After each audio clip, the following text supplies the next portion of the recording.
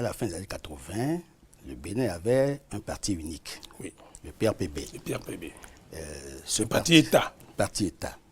C'est un parti qui est né en 1975 et qui a géré l'État.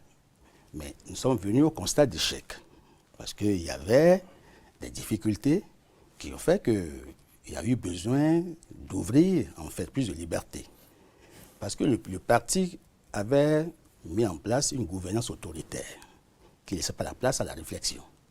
Tous ceux qui devaient penser autrement, ils allaient à Segbanan ou ils allaient ailleurs, ils étaient contraints à l'exil, alors qu'on a besoin évidemment des compétences, des ressources pour faire conduire les grands projets de ce pays.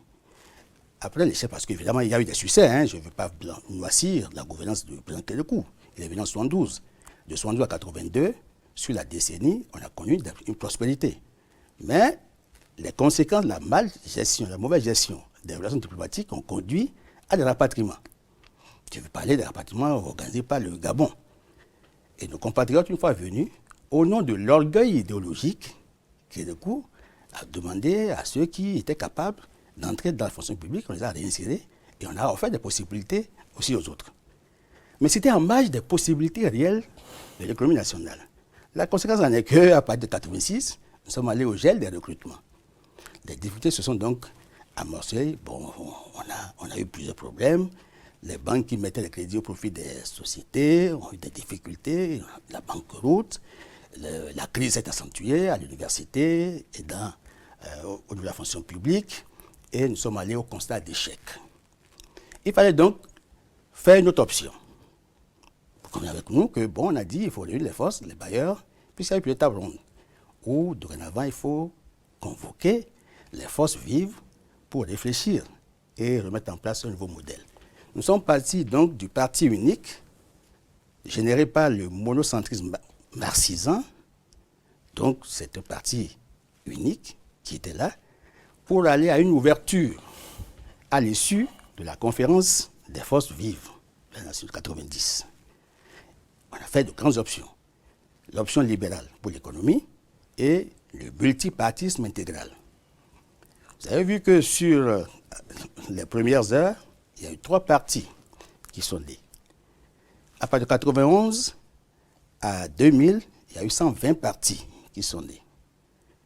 De 2000 avant la réforme de 2018, on était à plus de 250 partis. Ben, c'est que cet émiettement, cette fragmentation n'était pas de nature à garantir la stabilité et la bonne conduite des politiques publiques.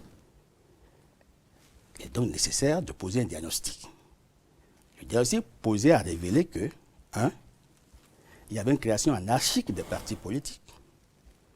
2, il y avait le mal transhumant, donc pas de conviction. 3, il y avait l'hyperpuissance de l'argent. C'était les fondateurs bailleurs. Mais on ne savait pas d'où est-ce que ces ressources venaient. Quelles sont les ressources que les gens utilisaient pour couvrir les dépenses des activités politiques. Est-ce que ce n'était pas des ressources de la corruption? C'était des pratiques corruptives? Est-ce que pas des ressources de fonds occultes? Est-ce que ce n'est pas du blanchiment? Donc il y avait plusieurs questions.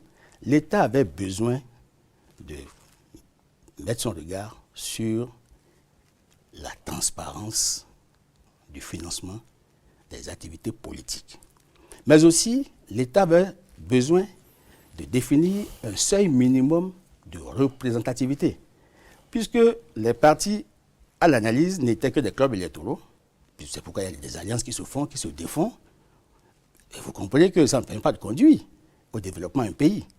Il fallait trouver la formule pour que nous ayons des partis dominants, c'est-à-dire de grands regroupements politiques avec des cadres qu'il faut, mais il n'y a pas que des cadres. Nous ne voulons pas, ce n'est pas une administration, j'allais dire élitiste et centralisée, puisqu'il faut qu'il y ait une connexion entre les dirigeants et la base militante. C'est en cela qu'il faut associer tout le monde à la réflexion, d'où la question de la démocratie interne au sein des partis politiques.